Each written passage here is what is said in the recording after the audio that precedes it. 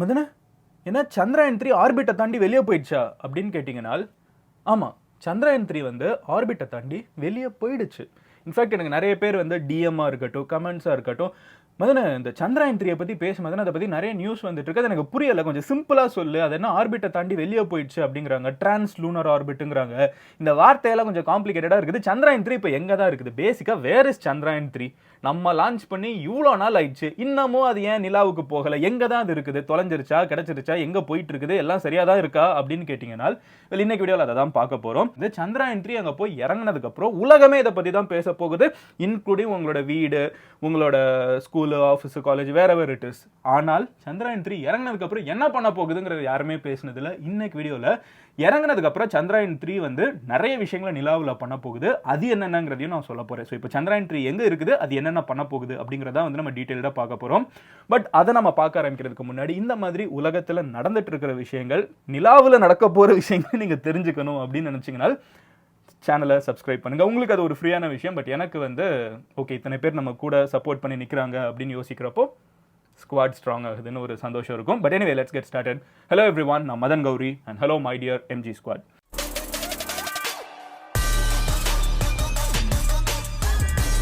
முதல் விஷயம் என்ன அப்படின்னு பார்த்தீங்கன்னா, இப்போ Chandrayaan 3 எங்கே இருக்குது அப்படிங்கிற ஒரு பர்டிகுலர் கேள்வி தான்.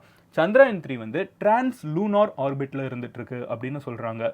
அதாவது ஆர்பிட்னா என்ன?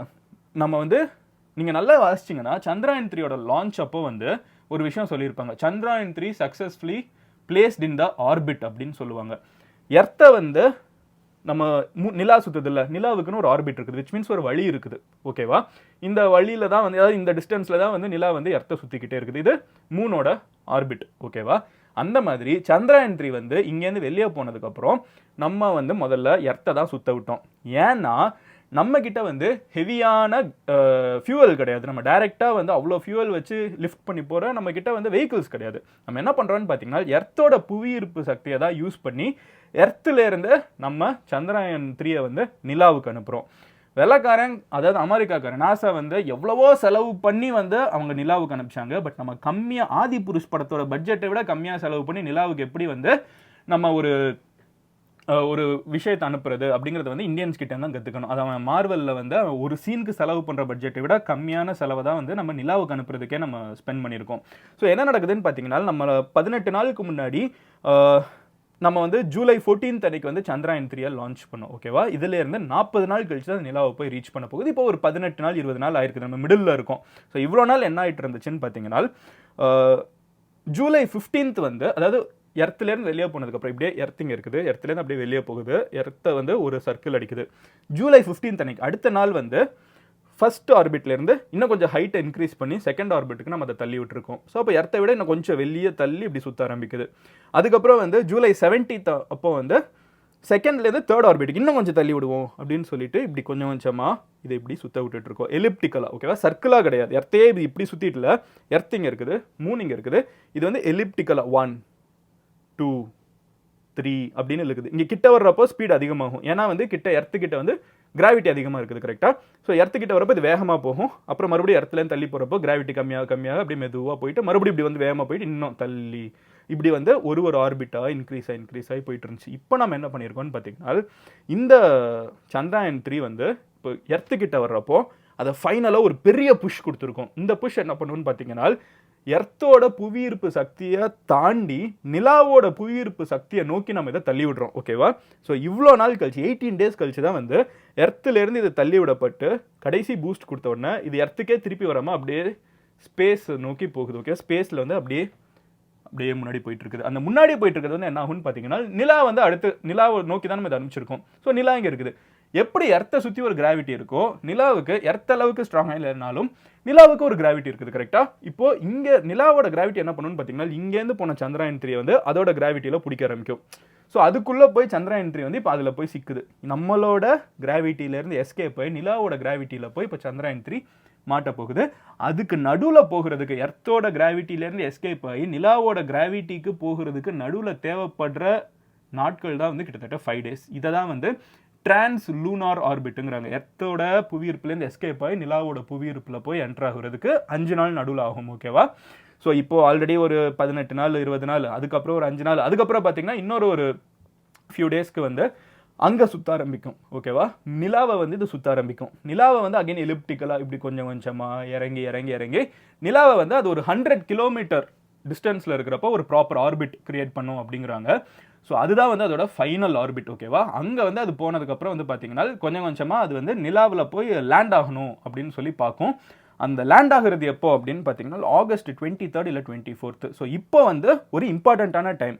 இதுவுமே வந்து ஒரு முக்கியமான மேனவர் தான். நீங்கள் நாசா அனுப்புறது கம்பேரிட்டிவ்லி கால்குலேஷன்ஸ் வைஸ்லாம் பார்த்தீங்கன்னா எதுவுமே கம்மி அதிகம்னு எடை போடுறத விட அது ஒரு நாளில் முடிகிற வேலை. ஆனால் நம்ம இந்தியாவிலேருந்து அனுப்புகிறப்போ அதோட வேலை வந்து ரொம்ப காம்ப்ளிகேட் ஆகுது. ஏன்னா நம்ம வந்து நம்மளை மட்டுமே நம்மளோட மெஷின்ஸை மட்டுமே நம்மள நம்ம புவியீர்ப்பு சக்தியாகவும் ஒவ்வொரு நிலாவோட கிராவிட்டியை அதோட புவியீர்ப்பு சக்தி எல்லாத்தையுமே யோசிக்கிறப்போ கால்குலேஷன்ஸ் ரொம்ப ஸ்ட்ராங்காக இருக்கும். ஸோ இந்த ஃபைனலாக வந்து எர்த்துலேருந்து இதை கொஞ்சம் நிலாவோட இப்போ சக்ஸஸ்ஃபுல்லாக இங்கேருந்து வெளியே அனுப்பிச்சிட்டோம்.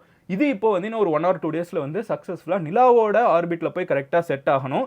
அதுக்கப்புறம் வந்து அதை ப்ராப்பராக ஆர்பிட் பண்ண ஆரம்பிக்கணும். அதை சுற்றி டிஸ்டன்ஸை கம்மியாகிட்டே நிலா கிட்ட போகணும். அதுக்கப்புறம் நிலாவில் போய் அது லேண்ட் ஆகணும். இது எல்லாத்தையுமே வந்து நம்ம பெங்களூரில் இருக்கிற ஒரு ஸ்பேஸ் ஸ்டேஷன்ல இருந்து தான் வந்து நம்ம எல்லா வேலையும் பார்த்துருக்கோம். ஒரு ஸ்பேஸ் சென்டர்ல இருந்து தான் வந்து நம்ம எல்லாத்தையுமே கண்ட்ரோல்ஸ் அனுப்பிச்சிட்டு இருக்கோம். இப்போ அடுத்து வந்து என்ன ஆகும்னு பார்த்தீங்கன்னா நிலாவில் போய் சந்திராயன் 3 வந்து ஆகஸ்ட் 23 இல்லை 24, ஓகேவா, கிட்டத்தட்ட 40 நாள் கழிச்சு வந்து அங்கே போய் இறங்கும். இறங்கினதுக்கப்புறம் என்ன ஆகும்னு பார்த்தீங்கன்னா ஒரு 14 டேஸ் வந்து சந்திராயன் 3லேருந்து வெளியே வர மெஷின், ஓகேவா, ஒர்க் ஆகும். அந்த இதில் என்ன இருக்குது, ரோவர்லலாம் என்ன இருக்குது அப்படிங்கிற ஒரு பர்டிகுலர் கேள்வி இருக்குல்ல. லேண்டரில் என்ன இருக்குது, ரோவரில் என்ன இருக்குது, ஏன்னா போய் இறங்கினதுக்கப்புறம் உள்ளேருந்து வெளியே ஒரு மெஷின் வருது. இது வந்து அடுத்த 14 நாட்களுக்கு சக்ஸஸ்ஃபுல்லாக இருக்கும். ஏன்னா வந்து இது அகைன் சூரிய வெளிச்சம்லாம் நிறைய யூஸ் பண்ணும். அண்ட் ஒரு லூனார் டே, லூனாரில் வந்து அதாவது நிலாவில் வந்து ஒரு சன்ரைஸ் அப்படிங்கிற ஒரு சூரிய வெளிச்சம் இருக்கிற காலகட்டம் வந்து எர்த்தில் கிட்டத்தட்ட 14 டேஸ் இருக்குங்கிறாங்க. ஸோ அடுத்த 14 நாட்களுக்கு அந்த சூரிய வெளிச்சத்தை யூஸ் பண்ணி இது வந்து அங்கே சக்ஸஸ்ஃபுல்லாக நிலாவில் பல எக்ஸ்பெரிமெண்ட்ஸ் பண்ண போகுது. இது என்ன மாதிரி எக்ஸ்பெரிமெண்ட் பண்ண போகுது, எங்கே போய் இறங்க போகுது அப்படின்னு பார்த்தீங்கன்னா சவுத் சைட் ஆஃப் மூனில் போய் இது இறங்க போகுது. ஓகேவா, சவுத் சைட் ஆஃப் மூன் வந்து பெருசாக யாருமே எக்ஸ்ப்ளோர் பண்ணாத ஒரு பர்டிகுலர் பகுதி. இன்ஃபேக்ட் நாசாவே வந்து இனிமேல் தான் ப்ராப்பராக எக்ஸ்ப்ளோர் பண்ணணும்னு ஒரு பெரிய மிஷன் அமைச்சிட்டு இருக்காங்க. அந்த பகுதியில் நம்ம போய் இறங்க போகிறோம். இந்த சவுத் சைடில் வந்து நிறைய கண்ட்ரிஸ் எக்ஸ்ப்ளோர் பண்ணாத ஒரு பர்டிகுலர் இடம். அந்த சவுத் சைடு வந்து மினரல்ஸ் வந்து அதிகமாக இருக்குது, நம்ம நிறைய புரியாத விஷயங்கள் நிறைய இருக்கிற ஒரு பர்டிகுலர் பகுதி, அதனால டெஸ்ட் நிறைய பண்ணலாம் அப்படிங்கிறாங்க. அதனால மொத்தம் 6 இருக்குது. Spectropolarimetry of habitable planet Earth. சூரிய வெளிச்சம் வந்து எர்த்தை தாண்டி போகிறப்போ சூரிய வெளிச்சம் அதனால எப்படி அஃபெக்ட் ஆகும் அப்படிங்கிற ஒரு பர்டிகுலர் விஷயம், என்ன மாதிரி இம்பாக்ட் வந்து சூரிய வெளிச்சத்தில் உருவாகும் நம்ம எர்த்தை தாண்டி அது போகிறப்போ அப்படிங்கிற ஒரு பர்டிகுலர் கேள்வி இருக்குல்ல. அதை வந்து நம்ம நிலாவிலிருந்து ஸ்டடி பண்ண போகிறோம். ரெண்டாவது என்ன அப்படின்னு பார்த்தீங்கன்னா ILSA அப்படின்னு சொல்லப்படுற ஒரு பர்டிகுலர் டிவைஸ் இருக்குது. இது நிலாவில் வந்து என்ன மாதிரி ரம்பிளிங் இருக்குது, என்ன மாதிரி சவுண்ட் இருக்குது அப்படிங்கிறத ஸ்டடி பண்ண போகிறோம். ஜென்ரலாகவே வந்து பார்த்தீங்கன்னா அட்மாஸ்பியர், எர்த்தோட அட்மாஸ்பியரை விட நிலாவோட அட்மாஸ்பியர் வந்து 10 மடங்கு அமைதியாக இருக்குங்கிறாங்க. ஏன்னா அங்கே அட்மாஸ்பியருங்கிறது வந்து நம்மளுக்கு ஒரு வைப்ரண்ட்டாக கிடையாது கரெக்டாக. ஸோ அங்கே வந்து அது கம்மியாக இருக்குங்கிறாங்க, 10 மடங்கு அமைதியாக இருக்கும். ஆனால் அதுக்குள்ளே பார்த்தீங்கன்னா நிலாவில் வந்து எப்படி எர்த் குவேக் வருது அந்த மாதிரி லூனார் குவேக்ஸ் இருக்கும். அந்த லூனார் குவேக்ஸோட சவுண்ட் எப்படி இருக்குது, அது என்ன மாதிரி இம்பாக்ட் இருக்குதுங்கிறத ஸ்டடி பண்ணுறதுக்கு ILSA அப்படிங்கிற ஒரு டிவைஸ் அனுப்புகிறோம். அடுத்து வந்து ராம்பா அண்ட் LP அப்படிங்கிற இன்னும் 2 டிவைஸ் அனுப்புகிறோம். 3வது எக்ஸ்பெரிமெண்ட் இதை தான் பண்ண போகிறோம். இது வந்து நிலாவோட சர்ஃபேஸ் ஏரியாவில் எங்கேயாவது நிலாவோட ஏரியாஸ் மொத்தமாகவே நீங்கள் பார்த்தீங்கன்னா எங்கேயாவது பிளாஸ்மா ஆக்டிவிட்டிஸ் இருக்கான்னு பார்க்குறோம். 4வது என்னன்னு பார்த்தீங்கன்னா சேஸ்ட் அப்படிங்கிற ஒரு எக்ஸ்பெரிமெண்ட் பண்ண போகிறோம். இது வந்து தெர்மல் ஆக்டிவிட்டி நிலாவில் எப்படி இருக்குது அப்படிங்கிறது பார்க்குறோம். ஹீட் ரிலேட்டடான ஆக்டிவிட்டிஸ் எப்படி இருக்குதுன்னு பார்க்குறோம். 5வது வந்து லேசர். இது வந்து ரெட்ரோ ரிஃப்ளெக்டர் ஃப்ரம் நாசா. ஓகேவா, நாசாவோட ஒரு பர்டிகுலர் டிவைஸ் வந்து நம்மளோட இஸ்ரோவில் அனுப்புகிறோம். ஸோ எப்படி வந்து காலம் மாறிடுச்சு பார்த்தீங்களா. நம்மளை பார்த்து கலாய்ச்ச அந்த கண்ட்ரியோட சயின்டிஃபிக் கம்யூனிட்டி வந்து நாசா அஃப்கோர்ஸ் இஸ்ரோவை விட நிறைய சயின்டிஃபிக் அட்வான்ஸ்மெண்ட்ஸில் லீப்ஸ் அண்ட் பவுண்ட்ஸ் அஹெடாக இருக்காங்க, நான் அதை குறை சொல்லலை. ஆனால் அவங்க ஒரு டிவைஸ் அனுப்புறதுக்கும் நம்ம வந்து இன்னைக்கு ஹெல்ப் பண்ணுறோங்கிறது வந்து கண்டிப்பாக அந்த அளவுக்கு அவங்க நம்பிக்கை வச்சிருந்தா தான் அவங்க செலவு பண்ணி ஒரு பர்டிகுலர் ப்ராடக்ட்டை நம்ம கிட்ட கொடுப்பாங்க கரெக்டாக. ஸோ இந்த லேசர் அப்படிங்கிற ஒரு டிவைஸுமே அங்கே போய் இறங்க போகுது. இது என்ன பண்ணும் அப்படின்னு பார்த்தீங்கன்னா ரியல் டைமில் எர்த்துக்கும் நிலாவுக்கும் இருக்கிற டிஸ்டன்ஸ் என்ன அப்படிங்கிறத வந்து இந்த லேசர் அப்படிங்கிற ஒரு டிவைஸ் மூலியமாக ஸ்டடி பண்ண முடியும். நிலாவில் வந்து எவ்வளோ டிஸ்டன்ஸ் இருக்கிறப்போ எர்த்தில் அலைகளோட இம்பாக்ட் எப்படி இருக்குது, ஏன்னா டைடல் ஸ்டடீஸ் தான் இது மோஸ்ட்டாக. ஸோ நம்ம எல்லாருக்குமே தெரியும் எர்த்தில் வந்து அலை வர்றது வந்து நிலானால வருது. இது நம்ம எல்லாருமே படிச்சிருப்போம், இல்லை தெரியாத கடலில் என்ன கூட சொல்லுவாங்க இன்னைக்கு ஃபுல் மூன் டே, இன்னைக்கு வந்து அலை இப்படி இருக்கும், இன்னைக்கு நோ மூன் டே அலை இப்படி இருக்கும்லாம் நம்ம நிறைய கேள்விப்பட்டிருப்போம் கரெக்டாக. இட் ஆக்சுவலி அஃபெக்ட்ஸ் நிலா வந்து எர்த்தில் இருக்கிற அலையை அஃபெக்ட் பண்ணும். ஆனால் அது எவ்வளோ டிஸ்டன்ஸ் இருக்கிறப்போ என்ன மாதிரி அலை வருது, அவ்வளோ டிஸ்டன்ஸ் இருக்கிறப்போ எந்தெந்த இடத்துல அலை வருது அப்படிங்கிறது எல்லாத்தையும் ஸ்டடி பண்ணுறதுக்காக தான் இந்த லேசர் அப்படிங்கிற ஒரு டிவைஸை வந்து நாசா நம்ம கிட்ட கொடுத்து இதையும் போய் நம்ம அங்கே வைக்க போகிறோம். அண்ட் லாஸ்ட் விஷயம் என்னன்னு பார்த்தீங்கன்னா ஏபிஎக்ஸ்எஸ் அப்படின்னு சொல்லப்படுற ஒரு பர்டிகுலர் டிவைஸும் இருக்குது. இது வந்து லூனார் சாயில் எப்படி நம்ம எர்த்தில் வந்து மண் இருக்கும் அந்த மாதிரி நிலாவிலையும் மண் இருக்குது. இந்த நிலாவோட மண்ணில் என்னென்ன ப்ராப்பர்ட்டிஸ் இருக்குது, அங்கே வயல் நம்ம வந்து விவசாயிங்க வண்டி ஓட்ட முடியுமாங்கிறது ஸ்டடி கிடையாது. பட் அதோட காம்போசிஷன் என்ன, இது என்ன மாதிரி வந்து அங்கே மண்ணில் என்ன ஒரு மண்ணை நம்ம வந்து பேசிக்காக ஸ்டடி மண் என்னென்ன ஒரு காலத்தில் இருந்த பாறைகள் தானே, அந்த மண் இல்லைன்னா டஸ்ட்டு இதை நம்ம ஸ்டடி பண்ணிட்டோம்னா இது உருவான காலகட்டத்தில் இது எப்படி இருந்திருக்கும், இன்னைக்கு இது எப்படி இருக்குன்னா எத்தனையோ பில்லியன் வருஷத்துக்கு முன்னாடி இது எப்படி இருக்குங்கிறத நம்ம ஸ்டடி பண்ணிட முடியும். ஸோ அந்த ஒரு ஸ்டடி பர்பஸ்க்காக ஏபிஎக்ஸ்எஸ் அப்படின்னு சொல்லப்படுற ஒரு பர்டிகுலர் எக்ஸ்பெரிமெண்டல் டிவைஸையும் நம்ம அனுப்பிச்சிருக்கோம். ஸோ 6 இருக்குது: ஷேப், ஐஎல்எஸ்ஏ, ராம்பா, சேஸ்ட், லேசர், ஏபிஎக்ஸ்எஸ் அப்படின்னு சொல்லப்படுற இத்தனை எக்ஸ்பெரிமெண்ட்ஸ் அண்ட் டிவைசஸ் எல்லாத்தையுமே வந்து நம்ம நிலாவுக்கு அனுப்பிச்சிருக்கோம். அடுத்த 14 நாட்களுக்கு நம்மளோட சந்திராயன் 3 இறங்கினதுக்கப்புறம் இதெல்லாம் தான் வந்து அங்கே அது ஸ்டடி பண்ண போகுது.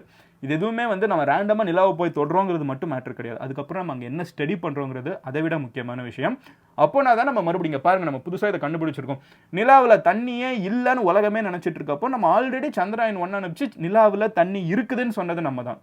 ஸோ அந்த அளவுக்கு நம்ம வந்து லிட்டரலாக ப்ரூவிங் த வேர்ல்ட் ராங். கரெக்டாக எல்லா சயின்டிஃபிக் கம்யூனிட்டியுமே நிலாவில் தண்ணியே இல்லைன்னு நினைக்கிறப்போ சந்திராயன் 1 போய் அங்கே தண்ணி இருக்குது பாரு அப்படின்னு சொல்கிறப்போ நம்மளுக்கு தண்ணி அங்கே இருக்குதா, அப்போ தண்ணி வந்து அங்கே இத்தனை வருஷமாக இருக்குன்னா எப்படி அங்கே தண்ணி வந்துச்சு, எங்கேருந்து வந்துச்சுங்கிற கேள்விகள். நம்ம ஃபியூச்சரில் தண்ணி வந்து அங்கே வச்சுருந்தோன்னா அது அங்கே இருக்குமா பத்திரமா, நம்ம இங்கேருந்து அங்கே தண்ணி கொண்டு போக முடியுமா, நம்ம எல்லாமே வந்து அந்த ஸ்பேஸ் ஸ்டோரி அப்படிங்கிற ஒரு விஷயம் சொல்லுவாங்க. கரெக்டாக இன்டர்நெட் வந்து முதல்ல ஃபோன் கண்டுபிடிச்சப்போ எந்த ஸ்டேஜில் இருக்கும், முதல்ல ஃபோன் அந்த கிரஹாம்பலா அவர் தானே கரெக்டாக சொல்கிறேன்னு நினைக்கிறேன், ஸ்கூலில் படித்தது. பட் எனிவே அவர் முதல்ல அந்த ஹலோ சொன்னப்போ இன்னைக்கு வந்து அந்த கம்யூனிகேஷன் இன்னைக்கு வந்து இன்டர்நெட்டாக மாறி இன்னைக்கு வந்து நான் இங்கே உட்காந்து வீடியோ பேசுகிறத உலகத்தில் எந்த மூலையில் இருந்தாலும் நம்ம ஒரு வீடியோ மூலியமாக ஃபோனில் பார்க்க முடியுங்கிறது கிரஹாம்பலே எந்த அளவுக்கு யோசிச்சிருப்பாருன்னு தெரியல.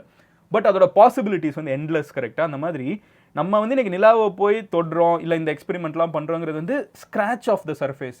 கண்டிப்பாக சம்டைம் இன் த ஃபியூச்சர், ஓகேவா, எவ்வளோ நாள் எத்தனை வருஷம்லாம் நம்மளுக்கு தெரியாது. பட் ஏதோ ஒரு காலகட்டத்தில் மனிதர்கள் வந்து இன்றைக்கி நம்ம ஒரு கண்ட்ரிலேருந்து இன்னொரு கண்ட்ரிக்கு போகிற மாதிரி எர்த்துலேருந்து நிலாவுக்கு போவாங்க, நிலாவிலேருந்து மார்ஸுக்கு போவாங்க.